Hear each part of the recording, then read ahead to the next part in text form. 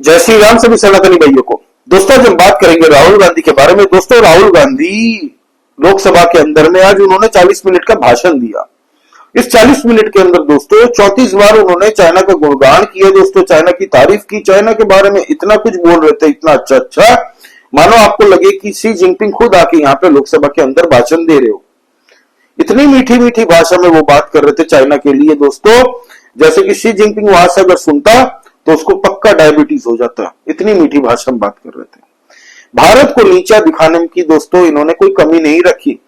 भारत और भारतीयों के मनोबल को तोड़ने की ये जो कोशिश ये पिछले कुछ टाइम से कर रहे हैं ना, कुछ साल से, 1-2 साल से दोस्तों, इनकी ये कोशिश हमेशा जारी रहेगी और ये कभी सक्षम नहीं होंगे उस पर।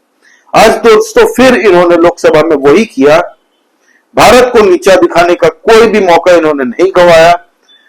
भारत में क्या अच्छा हो रहा है इसकी बातें तो छोड़िए, नरेंद्र मोदी जी को नीचा दिखाने की कोशिश करने के चक्कर में दोस्तों भारत को नीचा दिखाते हैं ये लोग। भारत विरोधी, भारत के दुश्मनों की तारीफ करते हैं भारत के पार्लियामेंट के अंदर बैठ के, क्योंकि भारत के अंदर में, पार्लियामेंट के अंदर में आप कुछ भी बकवास करोगे, कुछ भी बकलोली करोगे तो आप पे कोई सवाल नहीं उठा सकता लीगली। तो राहुल गांधी जी फिर से टांग उठा के बोल के चले गए। अब दोस्तों इन्होंने क्या ऐसी बातें की उस पर थोड़ी बात करते हैं, शॉर्ट में बताता हूं आपको। दोस्तों आज उन्होंने कहा कि भारत का ये जो मेक इन इंडिया प्रोग्राम है ये फेलियर है। चाइना को देख लो, चाइना कहां है आज? Industrial revolution China number 1, technological revolution China number 1, manufacturing में चाइना नंबर 1, आर्टिफिशियल इंटेलिजेंस में चाइना नंबर 1, डिफेंस में चाइना नंबर 1। भाई मुझे एक चीज समझाओ दोस्तों, 10 साल में बनाया क्या चाइना? राहुल गांधी को कोई बताए उनके पार्टी वाले क्या भांग पी के बैठे रहते हैं, इनके लटकते रसगुल्ले, इनके चमचे समझते नहीं है। जो राहुल गांधी बोल दे हम तो पप्पू भाई जिंदाबाद जिंदाबाद करते रहेंगे उनके आगे पीछे। दिल्ली में चुनाव का आज आखिरी दिन था, भाई साहब यहां पार्लियामेंट में बकैती करके निकल लिए, कौन पूछने वाला है इनको? देश का दुर्भाग्य है जो ऐसा लीडर ऑफ ऑपोजिशन मिला है भारत के लोगों को। ये मिला नहीं है, थोपा गया है दोस्तों। इन्होंने मेक इन इंडिया प्रोजेक्ट को फ्लॉप बता दिया। इन्होंने कहा कि इंडिया कहां है, इंडस्ट्री हमारी कहां है, हम कभी मैच ही नहीं कर सकते इनके साथ, चाइना के साथ। फोन दिखा दिखा के बात कर रहे थे हम चाइना से इंपोर्ट करते। भाई शुरुआत तुम्हारी मनमोहन सिंह सरकार ने की। 2008 में तुम्हारी माताजी और तुम गए थे वहां पे, क्या एमओयू साइन किया था चाइनीज गवर्नमेंट के साथ। और दोस्तों ये कोई इंडिया और चाइना के बीच का एमओयू नहीं था, ये एमओयू पार्टी टू पार्टी था, मतलब इंडियन नेशनल कांग्रेस और वहां की सीपीसी जो कि कम्युनिस्ट पार्टी ऑफ चाइना जो है उनके बीच का आपसी सीक्रेट एमओयू था। उसके बारे में तो किसी को नहीं पता, कांग्रेस पार्टी के लोगों को नहीं पता कि क्या एमओयू में साइन लिखवाया था वैसा। अब दोस्तों उसके बाद में सोनिया गांधी जी, राहुल गांधी जी ओलंपिक्स देखने भी गए हुए हैं चाइना में कई बार।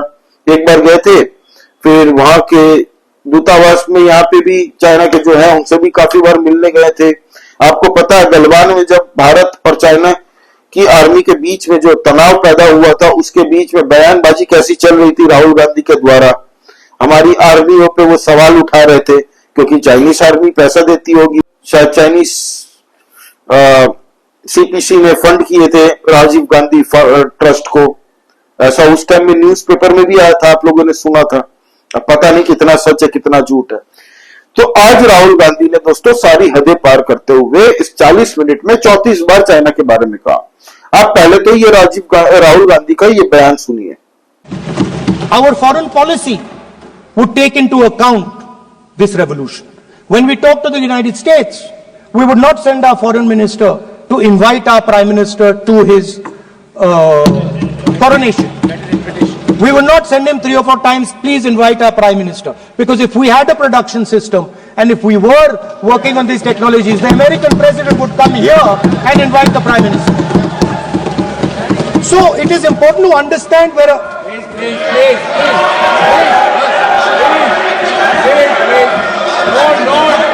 foreign policy.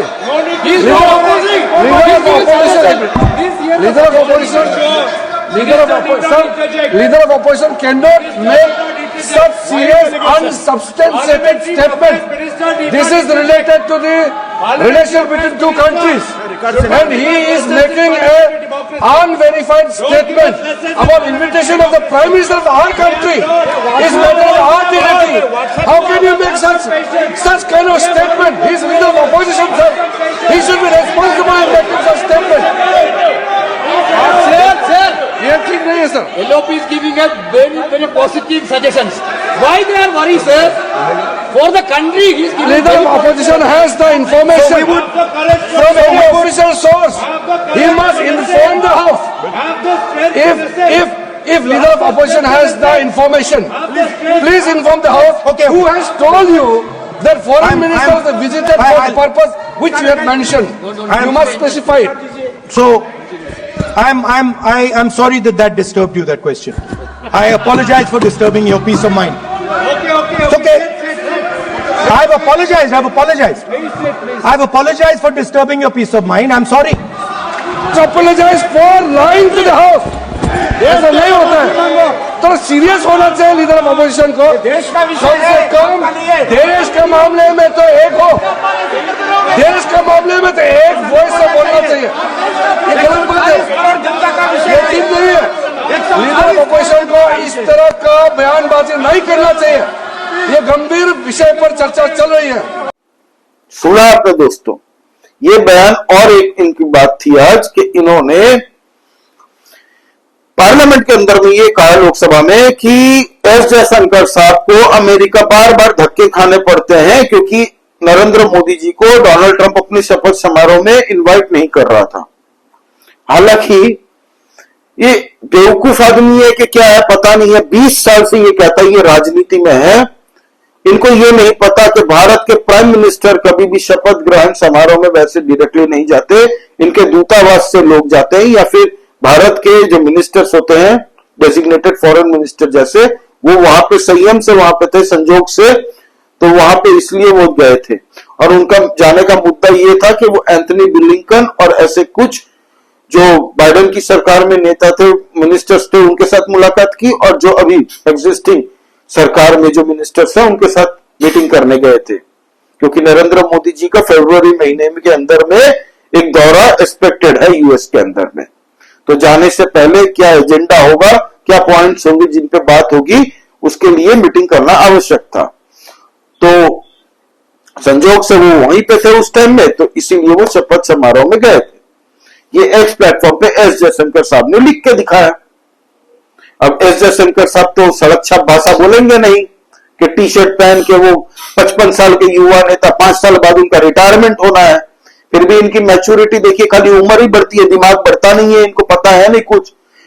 अब दोस्तों इन्होंने और एक सीमा पार कर दी. इन्होंने कहा कि चाइनीज आर्मी ने भारत की 4000 किलोमीटर जमीन के ऊपर में कब्जा कर लिया है. अब दोस्तों इनके नाना जी कहें कि कौन है नेहरू ने 40,000 किलोमीटर दे दी थी चाइना को जमीन. जब भारतीय लोगों ने जब पूछा था, सबने पूछा कि भाई क्यों दे रहे हो, वापस लो, तो उसने कहा ये बंजर जमीन है, हमारी क्या काम की, दे दो. इनके नेहरू जी के चक्कर में 62 का वॉर हम हारे थे.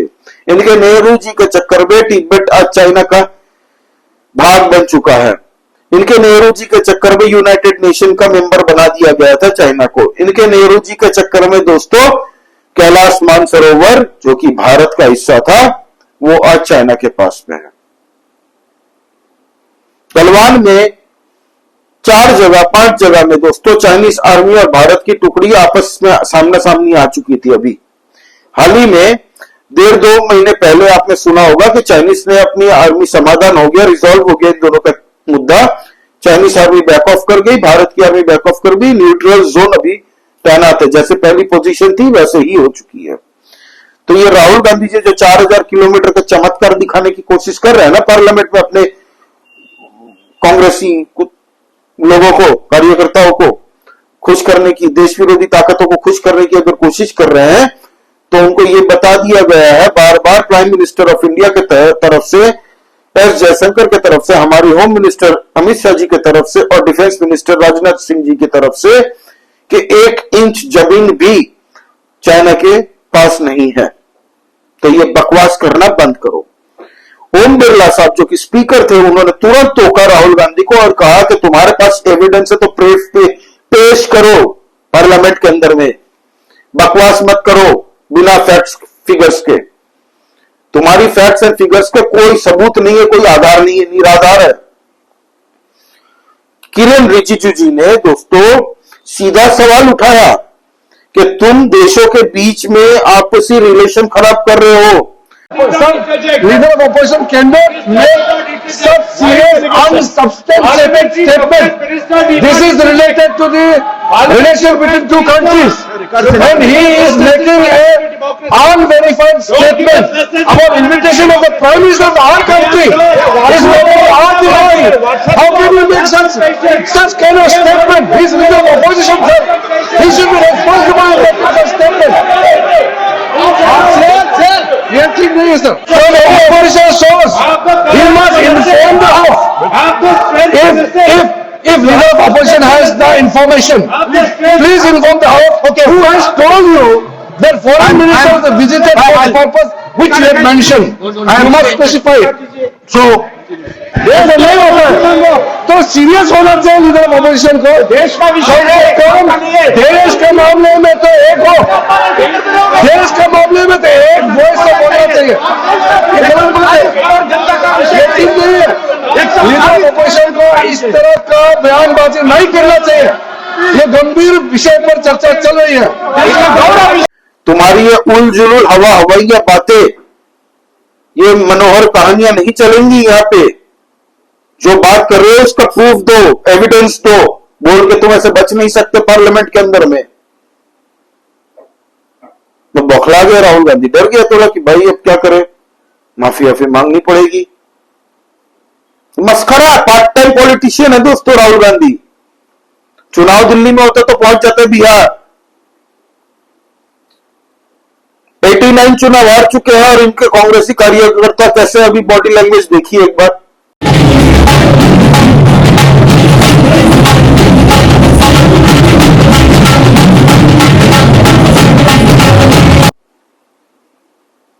देखा, ये चुनाव हारने वाला है दिल्ली में, अभी से डांस भांगड़ा पा रहे हैं।